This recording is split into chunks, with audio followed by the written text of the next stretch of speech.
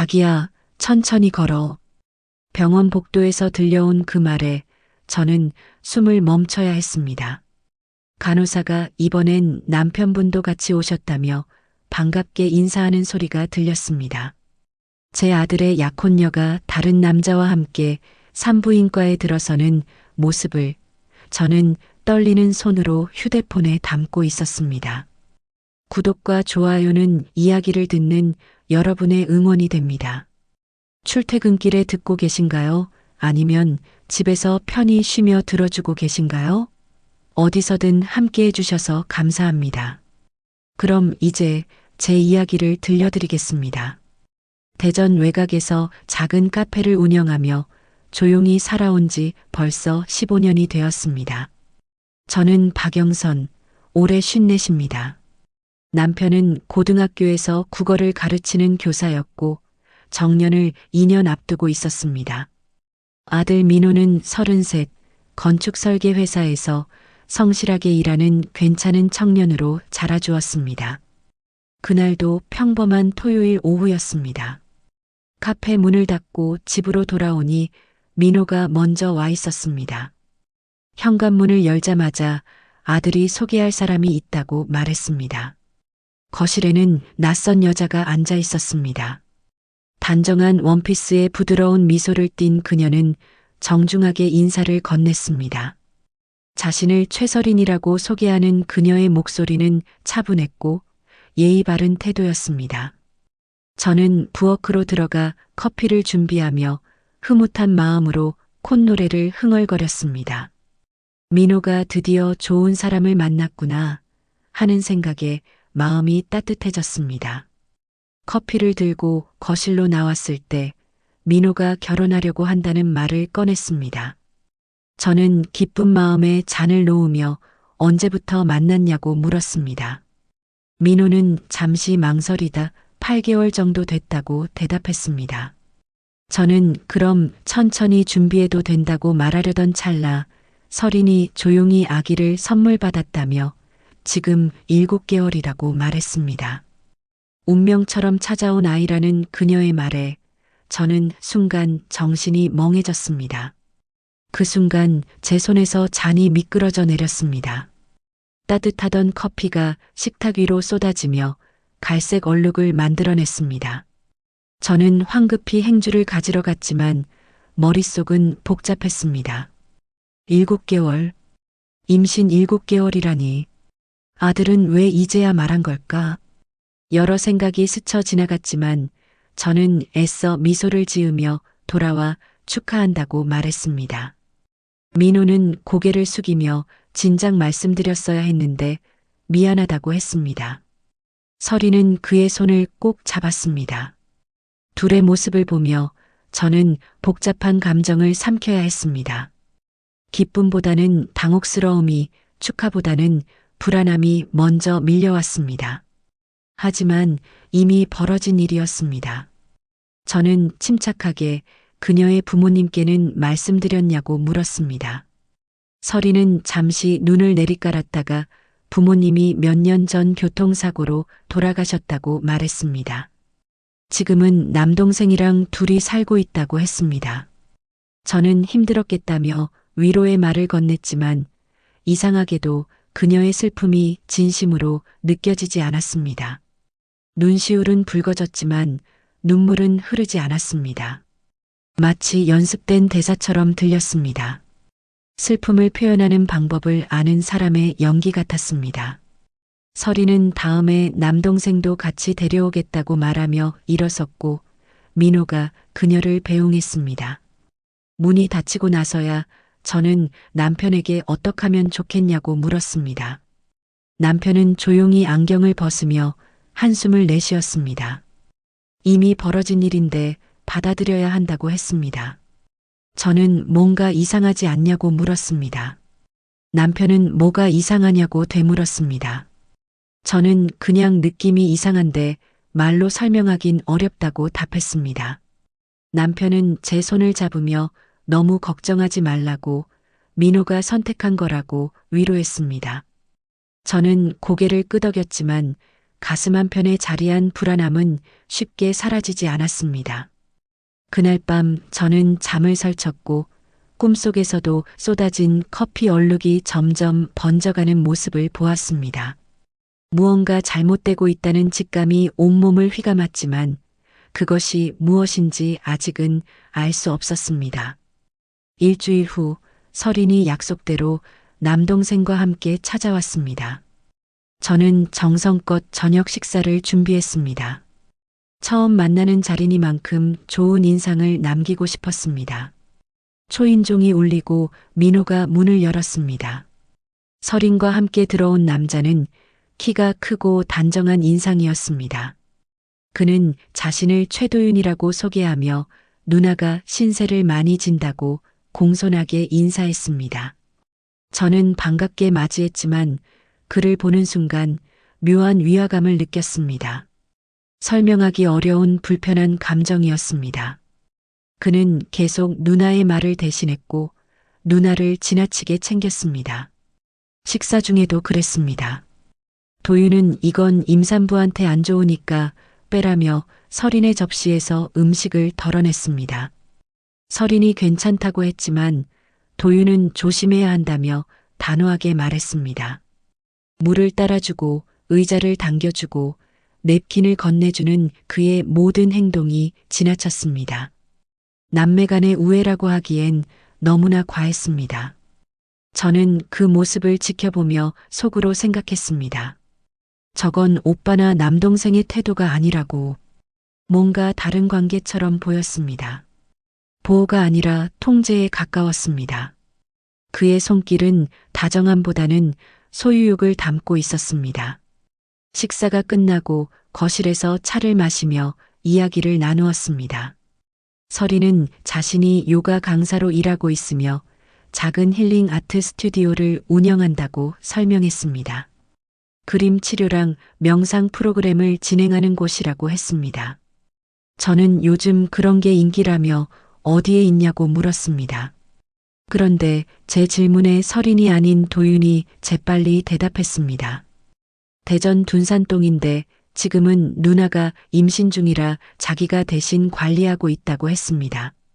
민호가 웃으며 도윤도 요가를 하냐고 묻자 도윤은 자기는 행정 업무만 보고 강사는 다른 분이 계신다고 대수롭지 않게 대답했습니다. 저는 고개를 끄덕였지만 뭔가 석연치 않았습니다.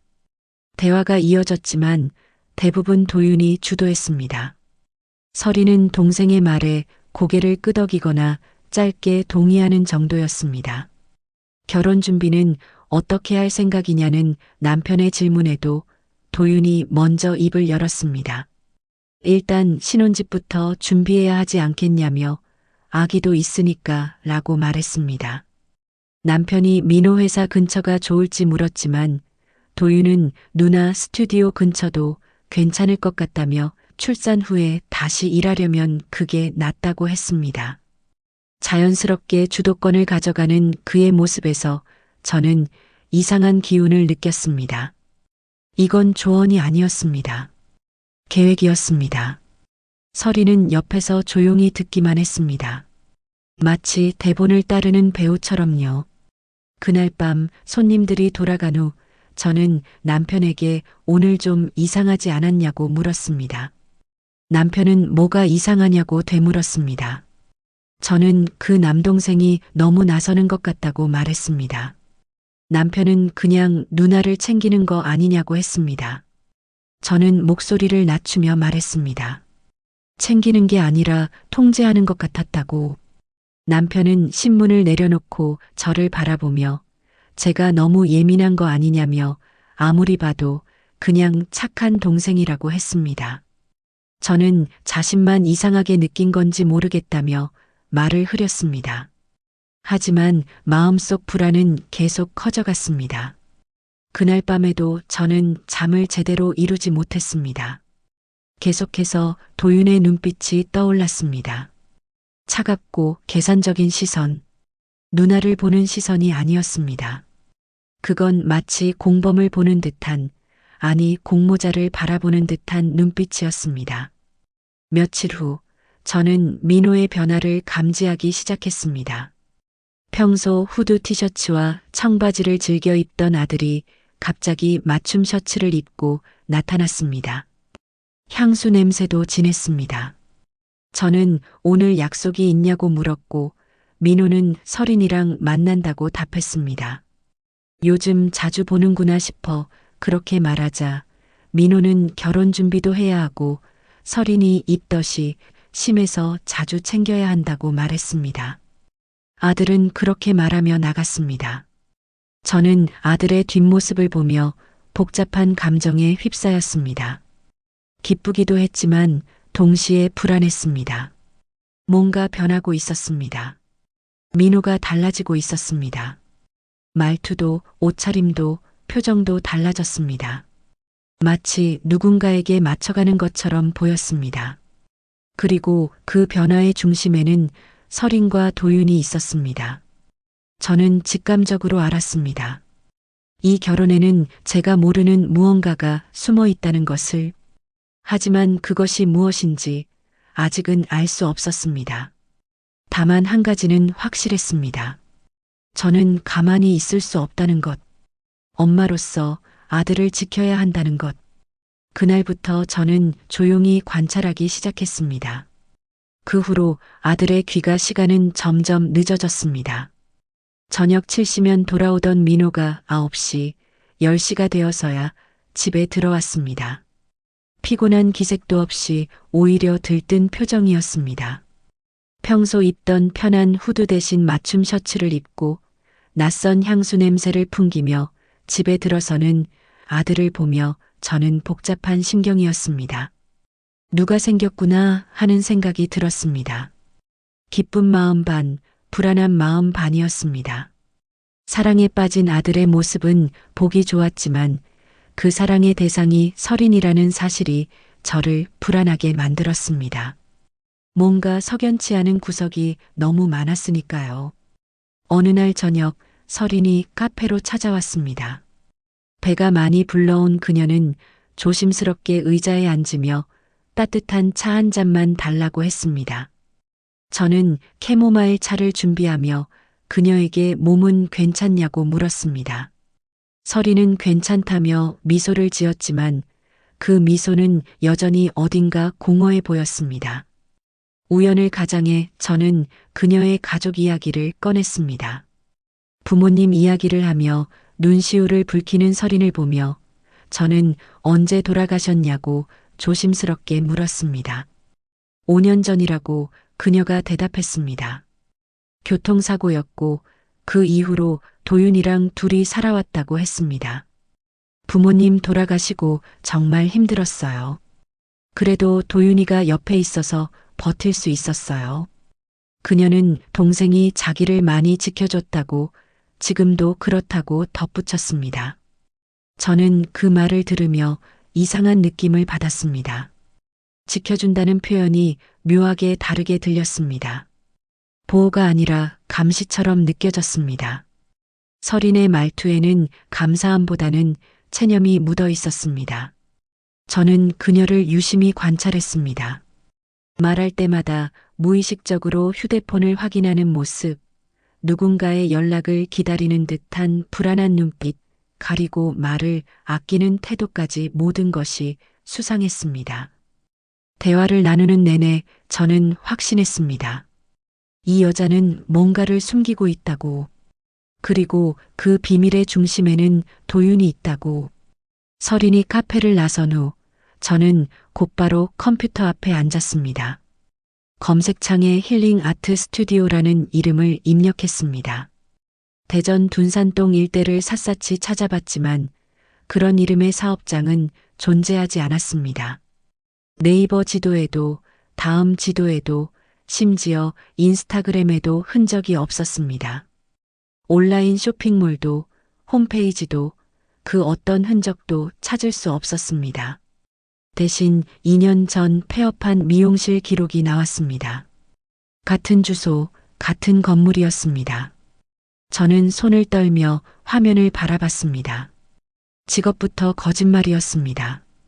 요가 강사도 힐링 스튜디오 운영도 모두 꾸며낸 이야기였습니다. 도대체 이 여자의 정체가 뭘까요? 왜 이런 거짓말을 하는 걸까요? 저는 남편을 불렀습니다. 남편에게 화면을 보여주며 이것 좀 보라고 말했습니다. 남편도 놀란 표정으로 화면을 응시했습니다. 그는 안경을 벗고 눈을 비볐습니다. 믿고 싶지 않았지만 증거는 명확했습니다. 여보, 이거 심각한데요? 남편의 목소리가 떨렸습니다. 그날 밤 저희 부부는 긴 대화를 나눴습니다.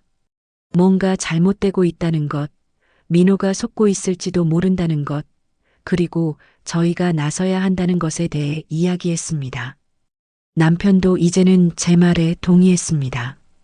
더 이상 그냥 지켜볼 수만은 없었습니다. 저는 다음 날부터 본격적으로 움직이기 시작했습니다.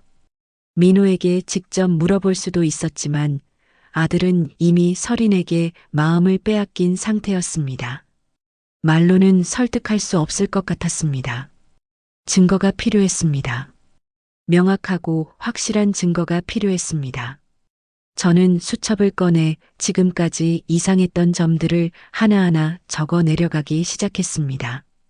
임신 7개월이 될 때까지 소개하지 않은 점, 부모님이 돌아가셨다는 이야기의 진위, 도윤의 과한 개입, 그리고 존재하지 않는 스튜디오까지 모든 것이 의심스러웠습니다. 엄마의 직감이 저를 움직이게 했습니다. 상견례 날이 다가왔습니다. 설인과 도윤이 정한 장소는 시내 한복판의 고급 호텔 레스토랑이었습니다. 저는 정장을 차려입고 남편과 함께 그곳으로 향했습니다. 민호는 먼저 가서 기다리고 있다고 했습니다. 레스토랑에 도착하니 민호가 입구에서 저희를 기다리고 있었습니다. 아들의 표정은 긴장되어 있었습니다. 예약된 테이블로 안내받아 들어가니 설인과 도윤이 이미 자리에 앉아 있었습니다. 설인은 임신 8개월에 접어든 배를 드러내는 원피스를 입고 있었고 도윤은 고급스러운 정장 차림이었습니다. 둘의 모습은 마치 신랑 신부 같았습니다.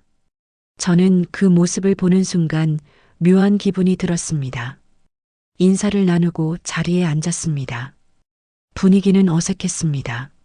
설이는 미소를 지었지만 그 미소는 긴장으로 굳어 있었습니다. 도윤은 차분하게 메뉴판을 넘기며 추천 메뉴를 이야기했습니다. 마치 자신이 주최자인 것처럼 행동했습니다. 저는 그 모습을 지켜보며 속으로 메모했습니다. 식사가 시작되고 본격적인 대화가 오갔습니다.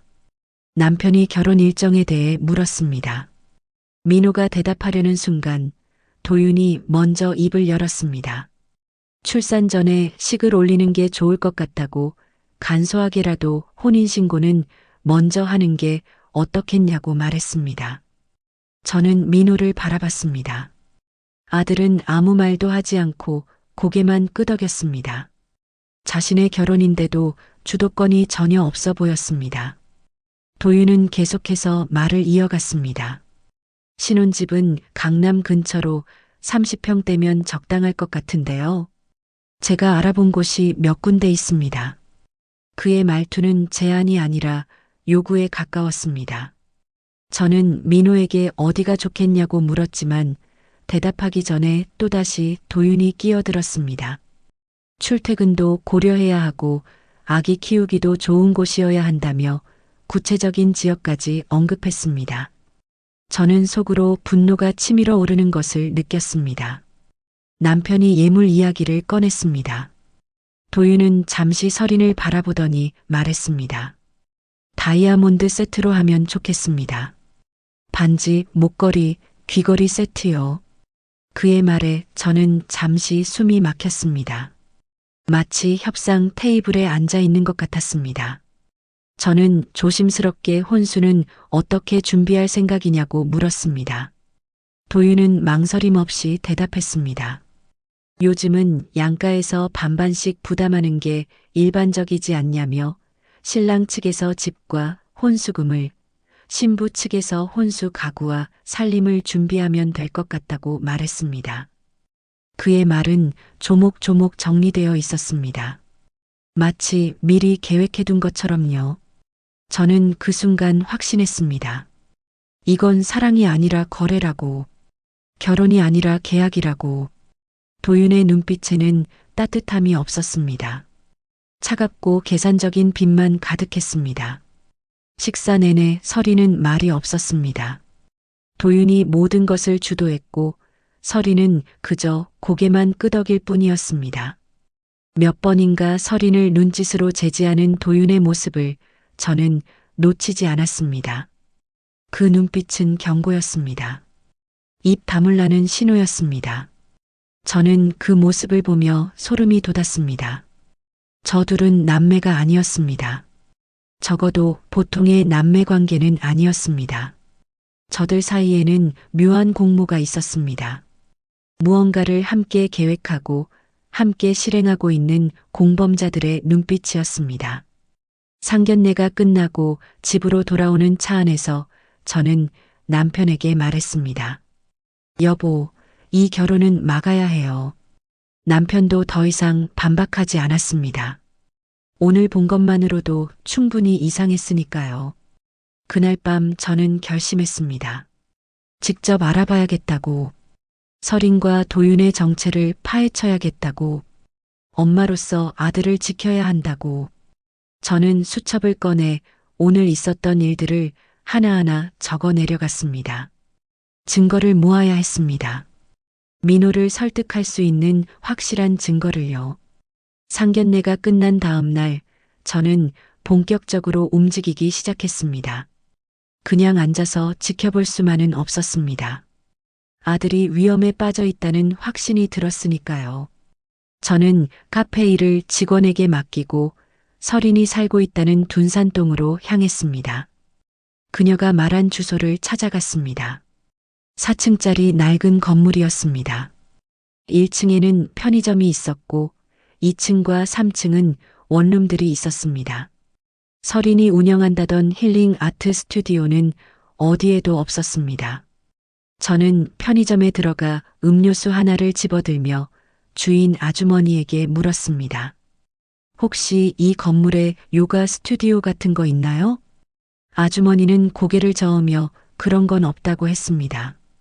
2년 전까지 미용실이 있었는데 망해서 나갔다고, 지금은 빈 공간이라고 말했습니다. 저는 조심스럽게 물었습니다. 혹시 최서린이라는 여자 아시냐고. 임신한 여자인데 이 근처에 산다고 들었다고요. 아, 그 부부요? 아주머니의 반응이 즉각적이었습니다. 그 말에 저는 귀를 기울였습니다. 부부라니요. 아주머니는 3층에 사는 부부라며 맨날 싸운다고 했습니다. 돈 문제로 티격태격하는 소리가 자주 들린다고 했습니다. 저는 심장이 쿵 내려앉는 느낌이었습니다. 남자분이 술 먹고 와서 소리 지르는 거 몇 번 봤어요. 여자는 임신했는데 참 안 됐어요. 아주머니의 말에 저는 더 이상 질문할 수 없었습니다. 머릿속이 복잡했습니다. 부부라니. 서린과 도윤이 부부라는 말인가요? 그럼 남동생이라던 건 다 거짓말이었단 말인가요? 저는 편의점을 나와 차에 앉아 한참을 생각했습니다. 다음 날 저는 다시 그곳으로 갔습니다. 이번에는 건물 맞은편 카페에 앉아 지켜봤습니다. 오후 2시쯤 서린과 도윤이 함께 건물에서 나왔습니다. 도윤이 서린의 허리를 감싸고 걷는 모습이 보였습니다. 남매의 모습이 아니었습니다. 완전히 연인, 아니 부부의 모습이었습니다. 저는 그들을 따라갔습니다. 그들은 근처 상가로 들어갔습니다. 저도 조심스럽게 뒤따라 들어갔습니다. 그들은 부동산 중개소 앞에 서 있었습니다. 유리창 너머로 매물 사진들을 보며 이야기를 나누고 있었습니다. 저는 멀찌감치 떨어져서 그들을 지켜봤습니다. 얼마 후 그들이 중개소에 들어갔습니다. 저는 밖에서 기다렸습니다. 30분쯤 지나 그들이 나왔습니다.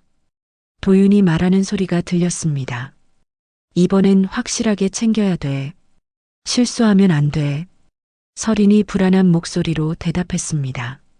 남편 얘기만 나오면 겁먹는 것 같다고 괜찮을 거냐고 물었습니다. 도윤은 괜찮다며 얘는 순진해서 의심도 안 한다고 말했습니다. 저는 그 말을 듣는 순간 온몸에 소름이 돋았습니다.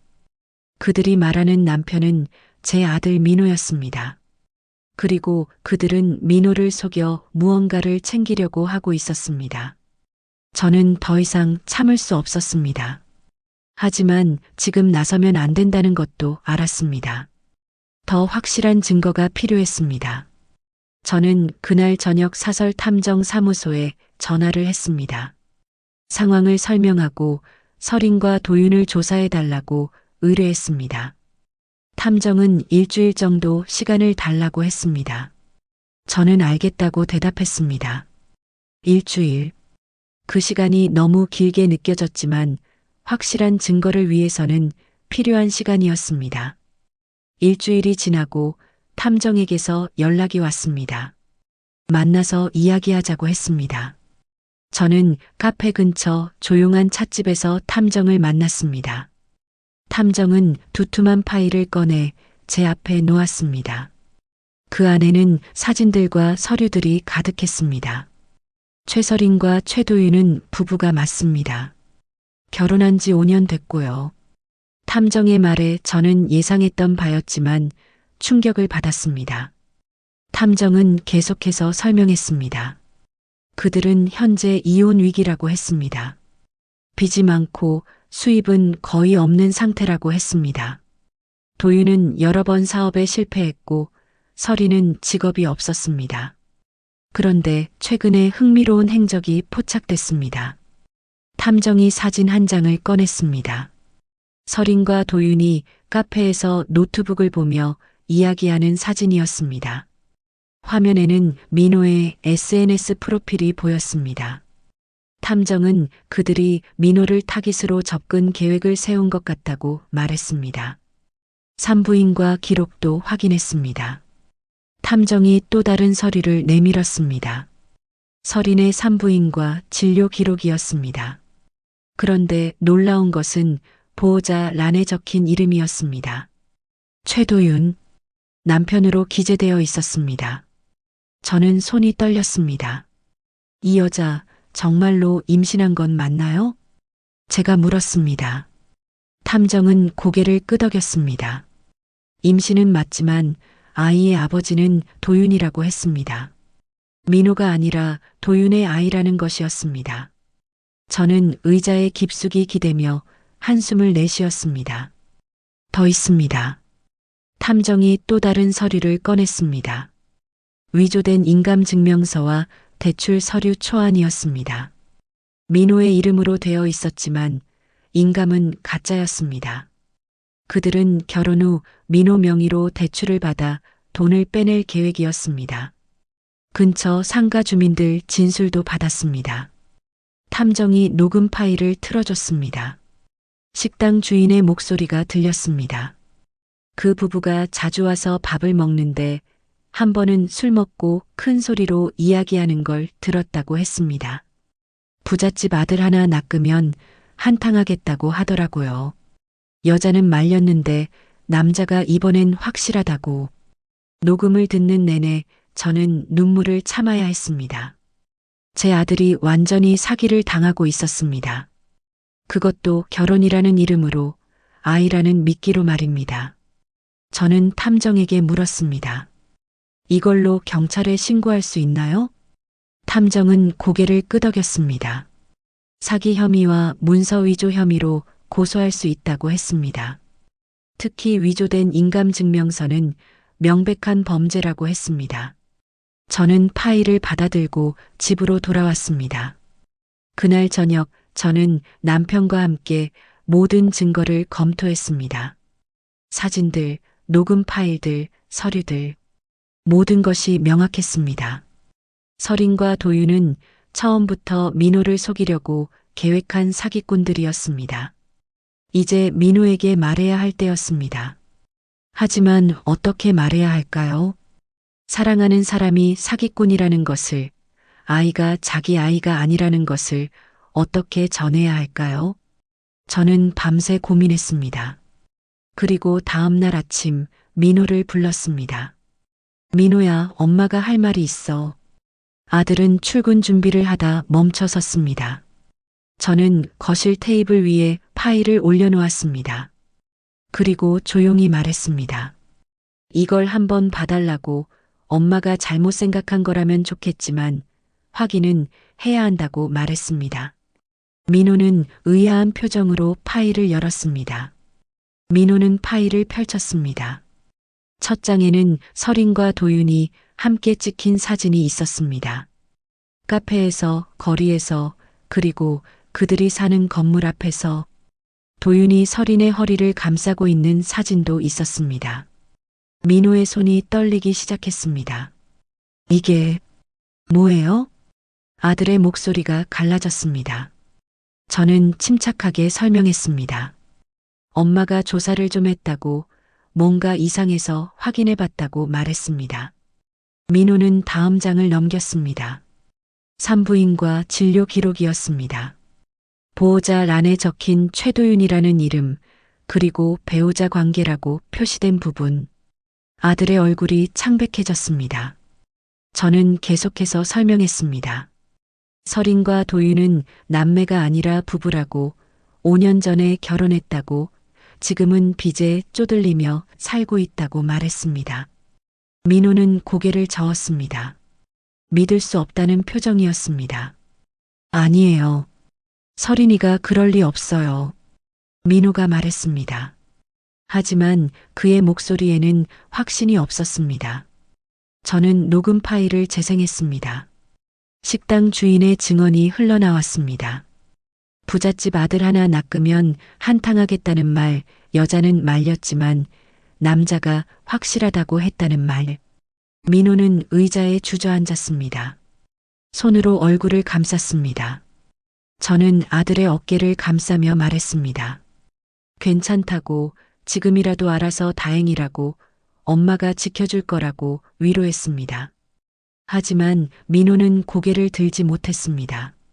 한참 후에 민호가 입을 열었습니다. 그럼 아기는요? 아기는 제 아기가 아니란 말이에요? 그 질문에 저는 대답하기가 어려웠습니다. 하지만 사실을 말해야 했습니다. 산부인과 기록을 보면 아이의 아버지는 도윤일 가능성이 높다고, 보호자로 계속 동행한 사람이 도윤이라고 말했습니다.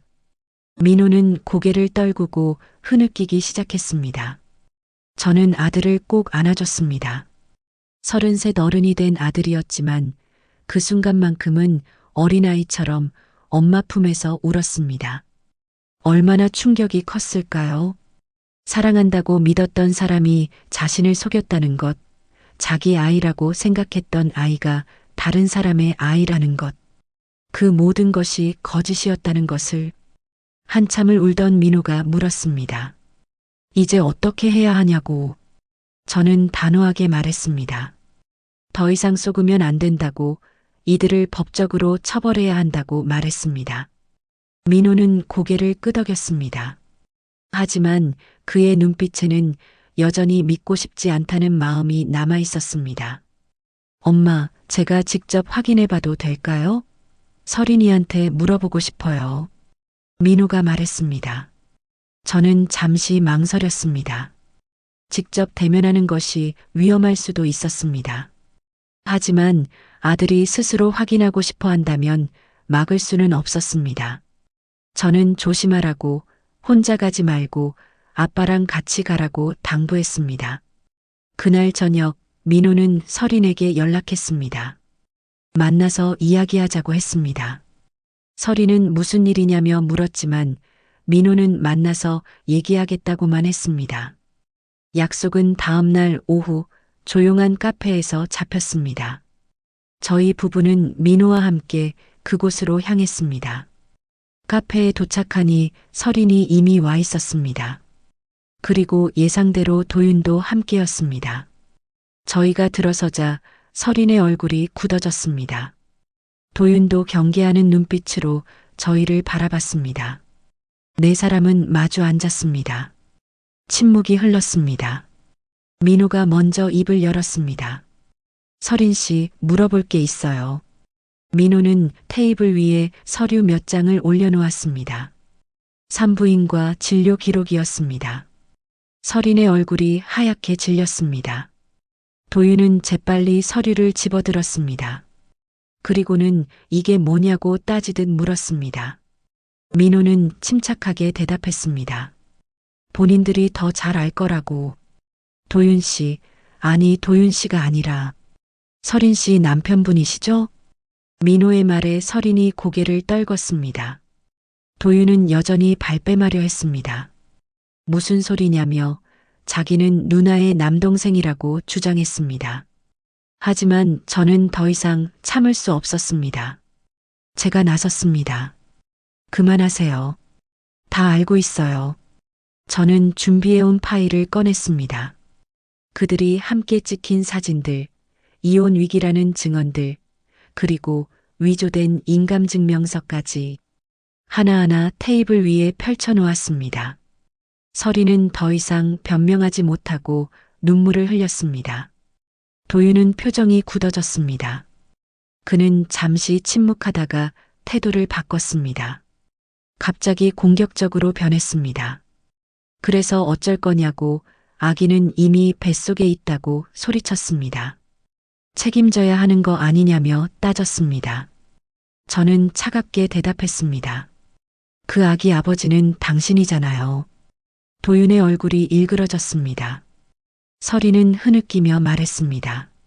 미안하다고, 처음에는 정말 민호가 좋았다고, 하지만 도윤이 자꾸 압박해서 어쩔 수 없었다고 말했습니다.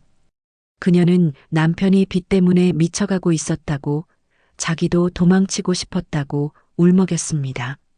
하지만 저는 그녀의 눈물에 흔들리지 않았습니다.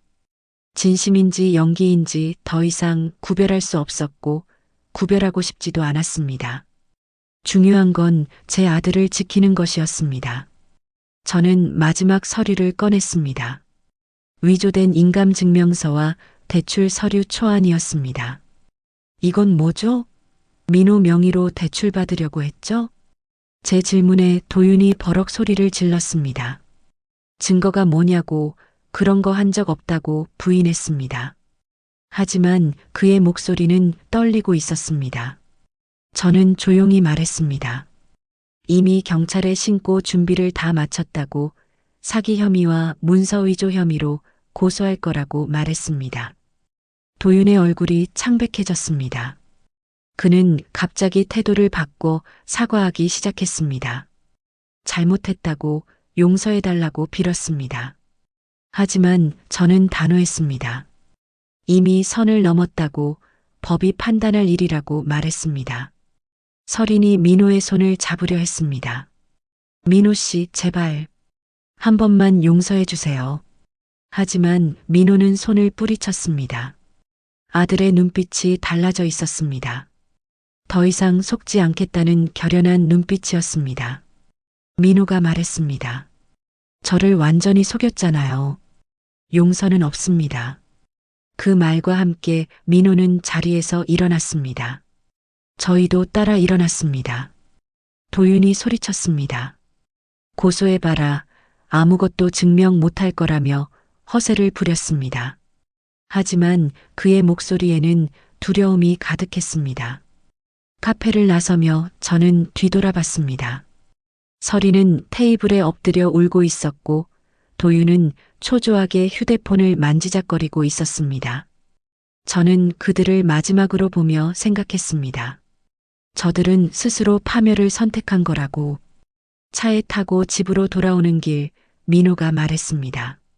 엄마 고마워요. 엄마 아니었으면 정말 큰일 날 뻔했어요. 저는 아들의 손을 꼭 잡았습니다. 엄마니까 당연한 거라고, 널 지키는 게 엄마의 일이라고 말했습니다. 민호는 처음으로 안도의 표정을 지었습니다. 비록 마음은 아프겠지만 이제는 진실을 알았으니 앞으로 나아갈 수 있을 거라고 저는 믿었습니다. 그날 밤 저희는 경찰서에 고소장을 제출했습니다. 사기 혐의, 문서 위조 혐의, 그리고 사기 결혼 시도 혐의까지 모든 증거를 제출했습니다. 경찰은 증거가 확실하다며 곧 수사에 착수하겠다고 했습니다.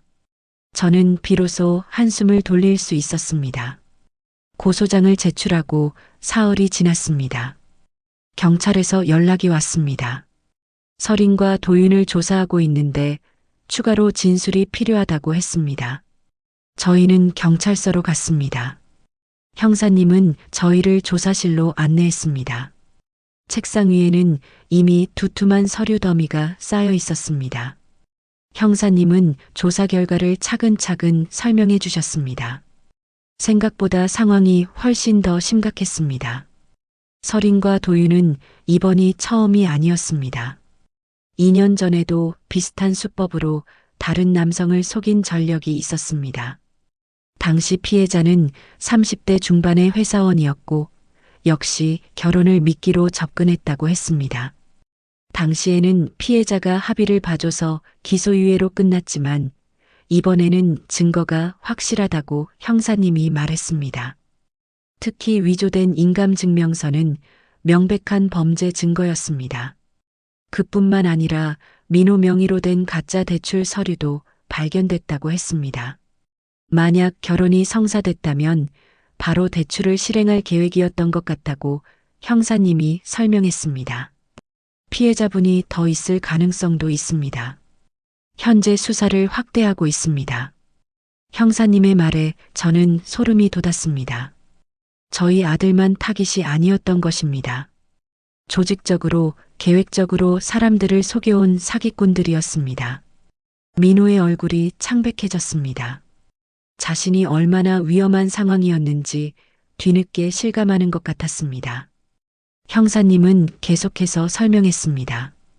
도윤은 과거에 여러 번 사기 관련 범죄로 조사받은 전력이 있다고 했습니다. 다만 증거 불충분이나 합의로 매번 빠져나갔다고 했습니다. 하지만 이번에는 다르다고, 증거가 너무나 명확하다고 형사님이 강조했습니다. 저희가 준비한 자료들이 결정적인 역할을 했다고 덧붙였습니다. 며칠 후 예상치 못한 일이 벌어졌습니다. 설인이 저희 집으로 찾아온 것입니다. 도윤은 없이 혼자였습니다. 초인종이 울렸을 때 저는 놀랐습니다. 인터폰 화면에 설인의 얼굴이 보였습니다. 불러도 되냐고 묻는 남편에게 저는 고개를 끄덕였습니다. 무슨 말을 하러 왔는지 듣고 싶었습니다. 설인은 초췌한 모습으로 거실에 들어왔습니다.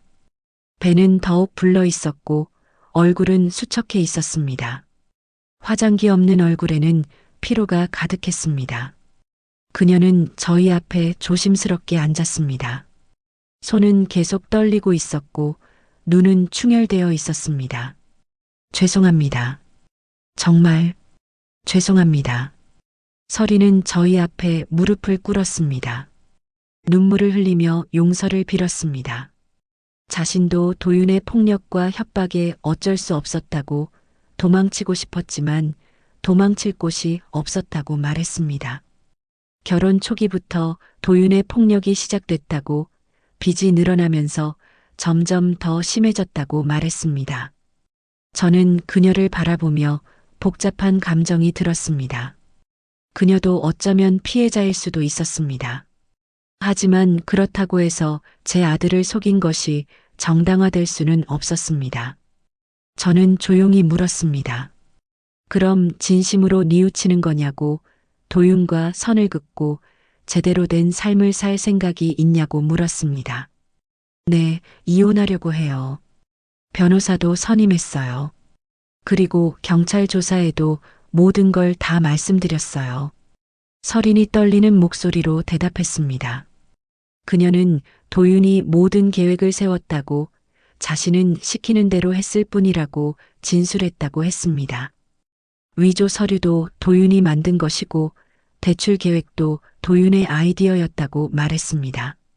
심지어 민호를 타깃으로 정한 것도 도윤이었다고 했습니다. SNS를 통해 민호의 집안 배경을 조사했다고도 했습니다. 민호가 물었습니다. 아기는요? 정말 도윤 씨 아기가 맞나요? 설이는 고개를 끄덕였습니다. 자신의 아이가 맞다고, 민호를 만나기 전부터 임신한 상태였다고 고백했습니다. 그 말에 민호는 눈을 감았습니다. 저는 아들의 어깨를 토닥였습니다. 아들의 고통이 느껴졌지만 이제라도 진실을 알게 된 것이 다행이었습니다. 민호 씨, 정말 죄송해요. 처음엔 정말 좋아했어요.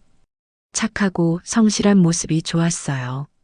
하지만 도윤이가 계속 압박했어요. 돈을 구하지 못하면 자기도 나도 죽겠다고 협박했어요. 설인의 말이 이어졌지만 저는 더 이상 듣고 싶지 않았습니다. 저는 그녀를 막았습니다. 이제 와서 그런 말을 해봤자 소용없다고, 이미 벌어진 일이라고 말했습니다. 설이는 다시 한번 고개를 숙였습니다. 그녀의 눈물이 바닥에 떨어졌습니다. 고소를 취하해 달라는 건 아니에요. 당연히 벌을 받아야죠. 그냥 용서를 구하고 싶었어요. 그녀는 일어서서 나갔습니다. 문이 닫히고 나서 민호가 말했습니다. 자기도 모르겠다고, 설인이 진심인지 아직도 연기를 하는 건지 알 수 없다고 했습니다. 저는 대답했습니다. 중요한 건 진심이 아니라 행동이라고, 그녀가 무엇을 했는지가 중요하다고 말했습니다. 일주일 후 경찰에서 다시 연락이 왔습니다. 설인과 도윤을 구속했다고 했습니다. 사기 혐의와 문서 위조 혐의가 인정됐고, 특히 도윤은 상습범으로 분류되어 실형을 받을 가능성이 크다고 했습니다. 설인은 자백과 협조로 선처를 받을 수도 있다고 했습니다. 저는 안도의 한숨을 내쉬었습니다. 드디어 끝났구나. 긴 악몽이 끝났구나. 민호도 조금씩 일상으로 돌아가고 있었습니다. 처음엔 힘들어했지만 시간이 지나며 조금씩 회복하고 있었습니다. 출근도 규칙적으로 하고 친구들도 만나기 시작했습니다. 그로부터 1년이 흘렀습니다. 재판은 예상대로 진행됐습니다. 도윤은 징역 3년을 선고받았습니다. 상습 사기와 문서 위조, 그리고 협박 혐의까지 더해졌습니다. 법정에서 도윤은 끝까지 변명을 늘어놓았지만 판사는 엄정하게 판결했습니다. 계획적이고 상습적인 범죄라는 점을 지적하며 실형을 선고했습니다. 설이는 집행유예를 받았습니다. 도윤의 협박과 폭력에 시달렸다는 정황이 인정됐고 수사에 적극 협조한 점도 참작됐습니다. 징역 1년에 집행유예 2년이 선고됐습니다. 재판이 끝나고 법정을 나서며 설이는 저희에게 다시 한번 고개를 숙였습니다. 저는 그녀를 보며 복잡한 심정이었습니다. 민호는 천천히 일상을 되찾아갔습니다. 처음 몇 달은 정말 힘들어했습니다. 사람을 믿기 어렵다고, 또 속을까봐 두렵다고 말했습니다. 밤에 잠을 못 자고 악몽을 꾸기도 했습니다. 저는 아들과 함께 심리 상담도 받았습니다. 전문가의 도움이 필요하다고 판단했습니다. 하지만 시간이 약이었습니다. 몇 달이 지나며 아들은 조금씩 회복했습니다. 회사 일에 집중하고 취미 생활도 다시 시작했습니다. 학창 시절부터 좋아하던 사진 촬영을 다시 시작했습니다. 주말마다 카메라를 들고 나가 풍경을 찍었습니다. 친구들과도 자주 만나며 조금씩 웃음을 되찾았습니다. 그리고 6개월 전 민호가 새로운 사람을 만났습니다. 회사 선배의 소개로 만난 여자였습니다. 이번에는 조심스럽게 천천히 알아가고 있다고 했습니다. 저는 걱정 반, 기대 반으로 지켜봤습니다. 혹시 또 이상한 사람이면 어쩌나 하는 걱정이 앞섰습니다. 그녀는 초등학교 교사였습니다. 이름은 지은이라고 했습니다. 밝고 솔직한 성격이었습니다. 아이들을 가르치는 일을 천직이라고 생각한다고 했습니다. 민호는 그녀에 대해 이야기할 때마다 행복한 표정을 지었습니다. 하지만 서두르지 않았습니다. 천천히 조심스럽게 알아가고 있었습니다. 석 달 후 민호는 그녀를 집에 데려왔습니다. 저는 조금 긴장했습니다. 또다시 이상한 사람이면 어쩌나 하는 걱정이 들었습니다. 하지만 지은은 달랐습니다. 자연스럽고 편안했습니다. 거짓말하는 기색이 전혀 없었습니다. 저희 집에 처음 왔는데도 어색하지 않게 대화를 나눴습니다. 어머니, 민호 오빠가 제 이야기 많이 하셨죠? 저도 어머니 이야기 많이 들었어요. 지은은 밝게 웃으며 말했습니다. 저는 그녀의 눈을 보며 안심했습니다. 맑고 투명한 눈이었습니다. 숨기는 게 없는 사람의 눈이었습니다. 며칠 후 지은의 부모님도 함께 만났습니다. 그녀의 가족은 평범하고 따뜻했습니다. 부모님은 퇴직 교사 부부셨고 동생은 간호사였습니다. 진짜 가족이었습니다. 거짓이 없는, 숨길 것이 없는 평범한 가족이었습니다. 식사를 하며 자연스럽게 이야기를 나눴습니다. 양가 부모가 모두 교직에 있었던 터라 공통 화제도 많았습니다. 저는 그날 밤 남편에게 말했습니다. 이번에는 괜찮을 것 같다고. 석 달 전 민호가 프로포즈를 했습니다. 그녀는 기쁘게 받아들였습니다. 이번에는 모든 게 투명했습니다. 양가 부모가 함께 만나 차근차근 결혼을 준비했습니다. 숨기는 것도 서두르는 것도 없었습니다. 모든 게 자연스러웠습니다. 예물도 함께 고르고 신혼집도 함께 알아봤습니다. 그리고 오늘 민호의 결혼식이 있었습니다. 햇살이 따뜻한 봄날이었습니다. 벚꽃이 만발한 아름다운 날이었습니다. 웨딩 마치가 울려 퍼지고 하얀 드레스를 입은 신부가 입장했습니다. 민호는 행복한 미소를 지으며 그녀를 맞이했습니다. 저는 객석에 앉아 그 모습을 바라보며 눈물을 흘렸습니다. 기쁨의 눈물이었습니다. 1년 전의 악몽을 모두 이겨내고 아들이 진정한 행복을 찾은 것이 감사했습니다. 식이 끝나고 민호가 저에게 다가왔습니다. 신부와 함께였습니다. 민호가 제 손을 잡았습니다. 엄마, 그때 엄마가 아니었으면 어떻게 됐을지 몰라요. 정말 고마워요. 저는 아들의 손을 꼭 잡았습니다. 그리고 조용히 말했습니다. 사랑은 눈이 아니라 마음으로 봐야 한단다. 겉모습이 아니라 진심을 봐야 해. 민호는 고개를 끄덕였습니다. 엄마 말이 맞아요. 이제 알아요. 신부도 미소를 지으며 제 손을 잡았습니다. 감사하다고, 좋은 어머니 만나서 행복하다고 말했습니다. 저는 그녀를 꼭 안아줬습니다. 진심으로 환영한다고, 우리 아들 잘 부탁한다고 말했습니다. 지은은 제 품에서 울먹였습니다. 좋은 며느리가 되겠다고 약속했습니다. 결혼식장을 나서며 햇살을 받았습니다. 따뜻했습니다. 1년 전에 어두웠던 시간들이 꿈처럼 느껴졌습니다. 고통의 시간이었지만 그 시간이 있었기에 민호는 더욱 성장했습니다. 진짜 사랑이 무엇인지, 신뢰가 얼마나 중요한지 배웠습니다. 그리고 가족의 소중함도 다시 한번 깨달았습니다. 저 역시 많은 걸 배웠습니다. 엄마의 직감을 믿어야 한다는 것, 포기하지 않고 끝까지 지켜야 한다는 것, 그리고 진실은 언젠가 드러난다는 것. 민호는 이제 행복합니다. 진짜 사랑하는 사람과 함께 새로운 인생을 시작했습니다. 그것으로 충분했습니다. 여기까지 제 이야기였습니다. 긴 이야기 끝까지 들어주셔서 감사합니다.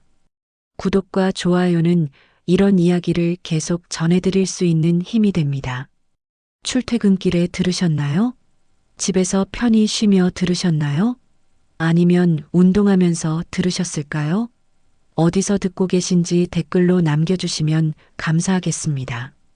때로는 우리 주변에서 이런 일들이 실제로 일어나곤 합니다. 너무 좋은 것 같은 일에는 항상 의심을 가져야 하고 특히 가족을 지킬 때는 더욱 신중해야 합니다. 사랑은 아름답지만 그 아름다움 뒤에 숨은 진실을 볼 수 있어야 합니다. 여러분도 소중한 사람들을 지키시길 바랍니다. 다음에 또 좋은 이야기로 찾아뵙겠습니다. 감사합니다.